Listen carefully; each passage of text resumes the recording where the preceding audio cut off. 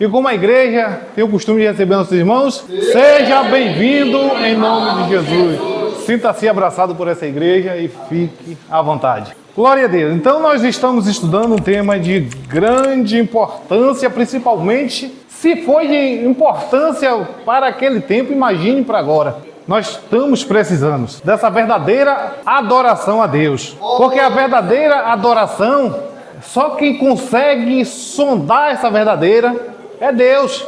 E Deus sabe se realmente vem de verdade ou que realmente é de boca para fora, ou que realmente quer pressionar alguém, quer mostrar que sabe, quer mostrar que ensaiou, quer mostrar que conhece. Mas com Deus não é assim. Com Deus ele sonda de dentro para fora. Ele não olha o homem de fora para dentro. Ele começa... Quando o crente está bonitinho, certinho, primeiro começou lá dentro. Lá dentro está uma beleza.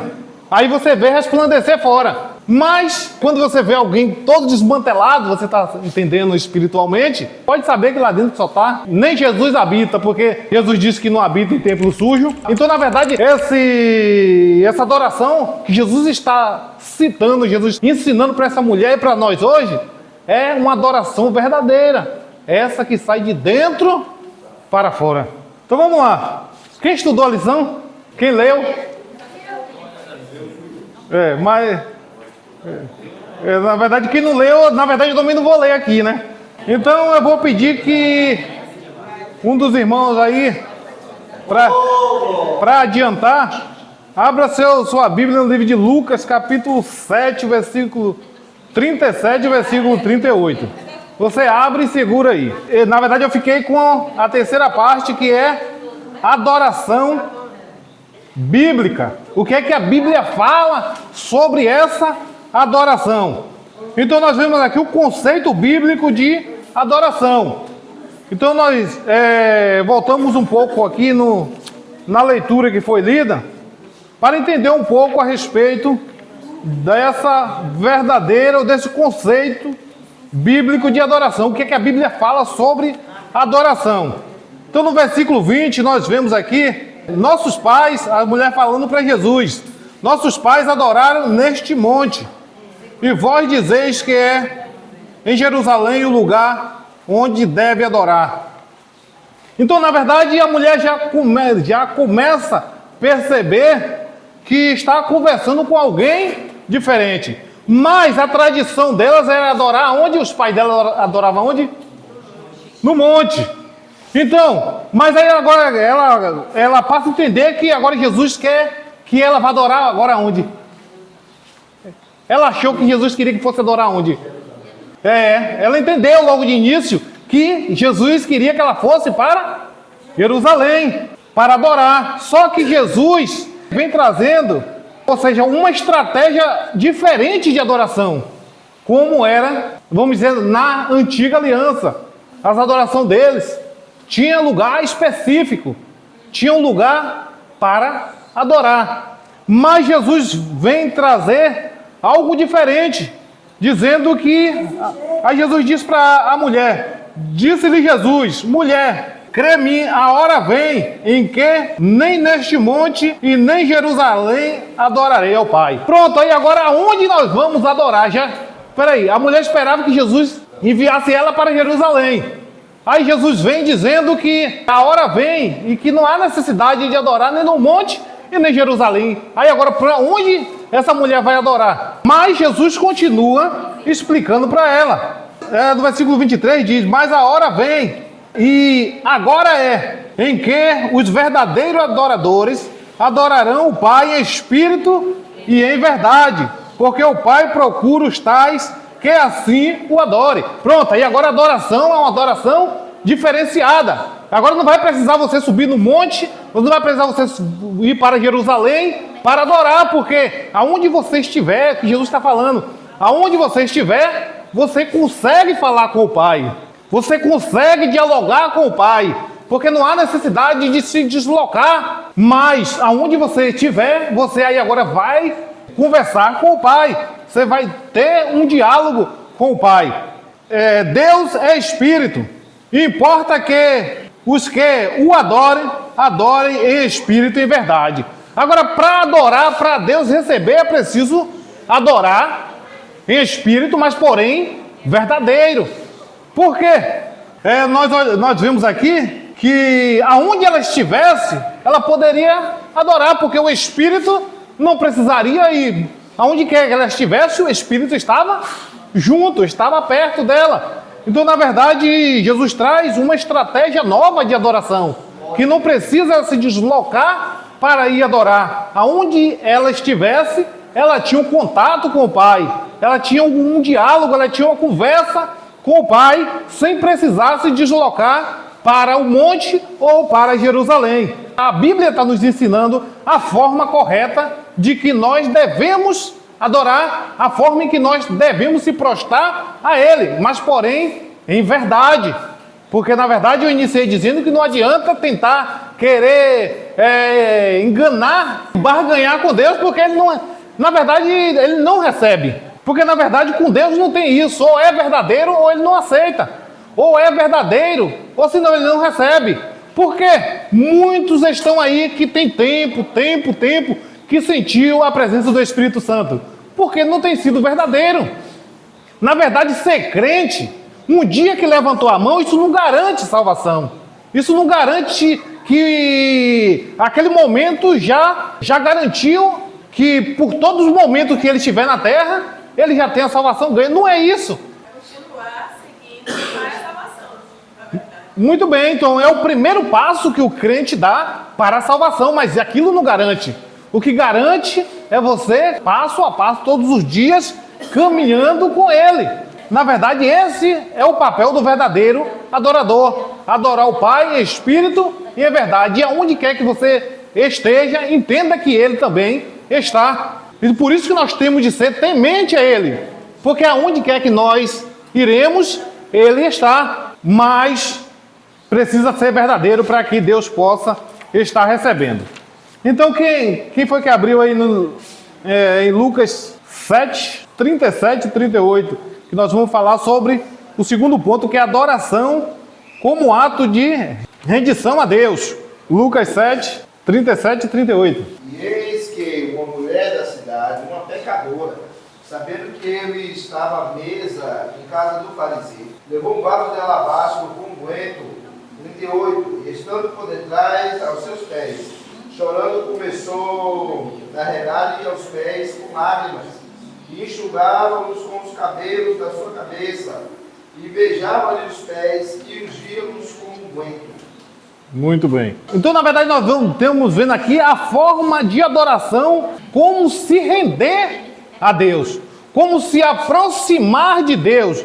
Então, nós vemos aqui citando a respeito daquela mulher pecadora, que, na verdade, ela vai se render daquela forma para Deus, ela se prostra nos pés de Jesus, derrama o que ela tinha de melhor, porque na verdade para Deus receber, a verdadeira adoração é você dar o que você tem de melhor, o que você tem de precioso. E muitas das vezes nós queremos dar aquilo que não tem prioridade para nós, dar a Deus, mas Deus, como conhece os nossos corações, conhece toda a nossa vida, que Ele sonda de dentro para fora, então Ele não recebe qualquer coisa. Ele não recebe aquilo que você tem rejeitado. Porque muitas das vezes nós queremos dar para Deus, não aquilo que temos de melhor, mas aquilo que nós não queremos. E está fazendo em vão, porque Deus Ele não recebe, porque Ele sonda os pensamentos, Ele sabe das intenções. Então, como se nós parássemos para analisar ao Deus que nós servimos, nós teríamos mais reverência de um Deus todo-poderoso. Então, na verdade, Ele só recebe se for aquilo que você tem de melhor para dar para Ele, que é uma adoração. Às vezes, alguém pode até não estar vendo, porque essa adoração não precisa estar em público, essa adoração não precisa estar para que todo mundo veja. Não! Para você falar com Ele, é só você ter um coração quebrantado, um coração voltado para Ele, um coração verdadeiro, convicto do que quer, e Ele vai falar contigo, vai resolver os seus problemas e vai estar ao seu lado. Então, na verdade, esse é o papel de como se render a Deus, se entregar para Ele. Então, nós vemos que essa mulher, o que ela tinha de melhor, ela depositou aos pés de Jesus. É preciso nós voltarmos a entender que Deus recebe o que é de melhor, o que nós temos de melhor para dar para Ele. E o que eu tenho de melhor para dar para Ele? O que você tem de melhor para dar para Ele? Oh, Deus. Aí agora nossas ações falam o que nós temos de melhor. Aonde nós passamos, fala o que nós temos de melhor. O nosso exemplo na sociedade fala o que nós temos de melhor. E o que você tem de melhor para dar para Ele? Como o pastor, esqueci o nome dele, que pregou na cedo. Mano, Isso, que ele falou que quando a gente vem para a igreja, que o culto não é para a gente. Que a gente vem prestar um culto a Deus, ou seja, prestar um culto a Deus é prestar uma verdadeira adoração a Deus.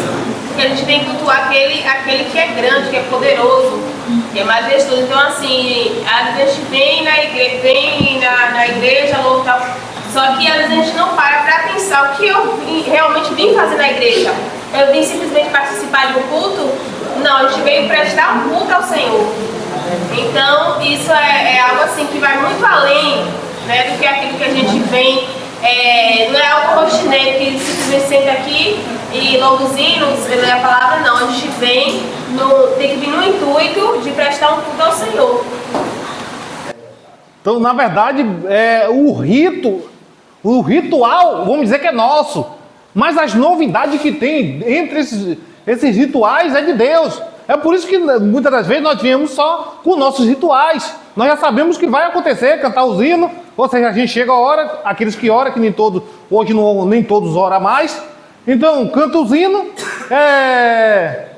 lê a palavra, dá a oportunidade, o pregador, e aquilo fica nisso mesmo. Só que através disso, Deus está dizendo o quê? Que tem novidades, tem coisa. Era aquelas novidades que nós tínhamos antigamente, porque na verdade começava assim com os rituais, como nós começamos, mas que dentro desses rituais, Deus tem coisa nova, Deus tem revelação, Deus tem bênção, Deus tem coisas diferentes para nós.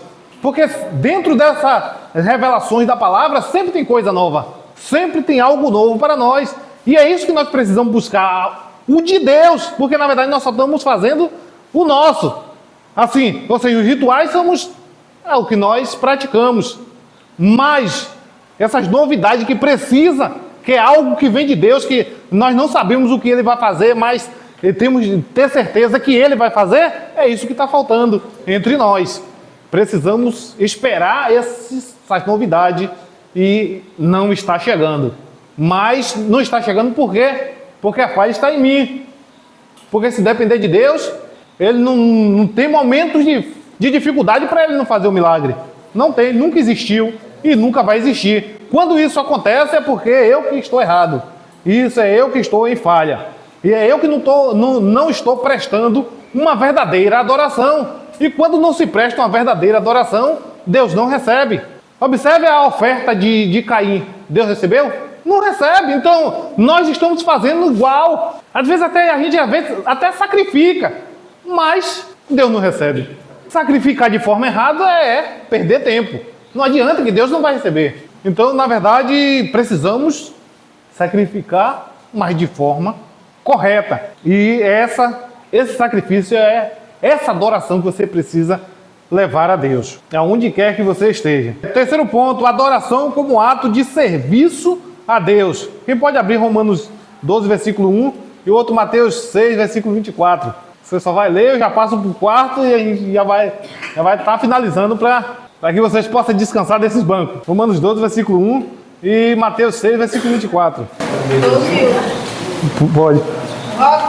Rogo-vos, pois, irmãos, pela compaixão de Deus, que apresenteis o vosso corpo em sacrifício vivo, santo e agradável a Deus, que é o vosso culto racional. Aleluia. Então, nosso corpo precisa estar limpo. Nós precisamos estar puro para prestar uma adoração a Deus.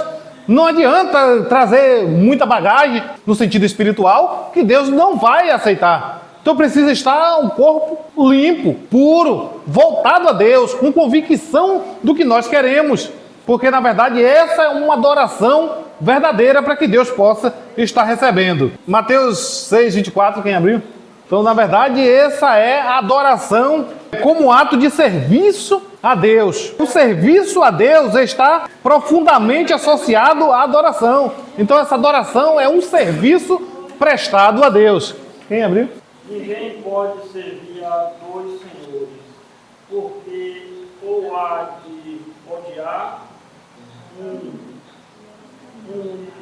amar o outro, ou se dedicará a um e desprezará o outro. Não pode servir a Deus e a Mamon.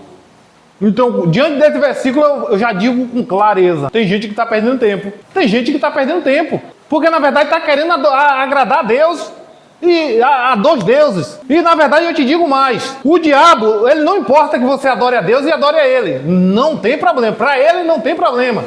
Mas Deus, ele não aceita que você adore a ele e adore o diabo. Esse que é o maior problema. Por que eu digo que tem gente que está perdendo tempo? Porque, na verdade, está querendo agradar dois senhores. E não vai conseguir. Tem gente que não está nem, vamos dizer assim, está em cima do muro. Nem faz lá no mundo como deveria fazer. E nem também faz cá como deveria fazer. Só que ele está agradando mais lá, porque o de cá não aceita. Glória dividida, o de cá não aceita. Então, às vezes ou toma uma decisão, ou curte o mundo, ou vem para Jesus. Na verdade, é duro falar isso. Principalmente por dias de hoje, essas palavras são muito duras. É como se estivesse expulsando os irmãos da igreja para os dias atuais. Mas essa é a verdade. Porque, na verdade, nós sabemos que Deus ele não aceita adoração dividida. Ou é para ele, ou do contrário, você não está fazendo corretamente. Então, o que nós estamos vivenciando hoje é totalmente isso. Adoração dividida. Querendo agradar a dois senhores. E às vezes agradar mais lá do que cá. Porque tem gente que se disponibiliza mais para lá do que para Jesus. Tem gente que está disponível para tudo lá fora. Agora entrega um cargo para ele. Não tenho tempo, não posso.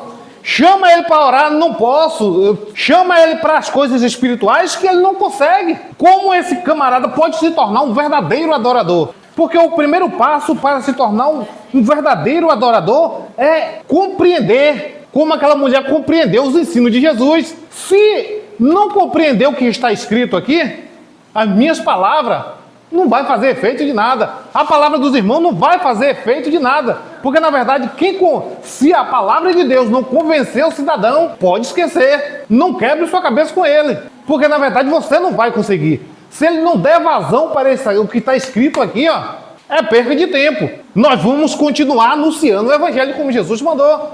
Mas nós sabemos que se não der lugar para o Espírito, ou para esta palavra aqui, fazer vamos dizer, um movimento para que o cidadão consiga compreender, consiga crer naquilo que não se vê. Porque, na verdade, para crer naquilo que não se vê, é preciso estar ligado na palavra. Por isso que o mundo, às vezes, não compreende. Eles crêem naquilo que vê, mas nós cremos naquilo que nós não vemos, mas nós sabemos que é real. Sabemos que é verdadeiro e ele está presente em nosso meio. Só para finalizar, o quarto ponto, só vou ler aqui o Salmo, é o Salmo 42, que já está aqui mesmo, que diz assim: a minha alma tem sede de Deus, do Deus vivo. Quando entrarei, me apresentarei ante a face de Deus. Então, na verdade, para ter sede, é preciso ser adorador. Não tem convicção. Tem uns aí que não tem mais convicção de salvação. Tem crente que não tem mais convicção. E se perdeu a convicção da salvação, esse é um grande problema. Na verdade, às vezes, eu me sinto até muito chato. Porque, na verdade, eu não consigo tentar passar um pano naquilo que é verdadeiro. Na verdade, eu sei que nem todos vão aceitar o que você prega, o que eu prego. Porque, na verdade, quando alguns aceitam, tem outros que acham que você é chato, é abusado. Você quer ser bom demais. Mas não é. A verdade, ela tem que ser falada, ela tem que ser dita. Porque, na verdade, se nós ocultar essas verdades, nós vamos ser cobrados por isso. Então, na verdade, nós precisamos ensinar. Não que você...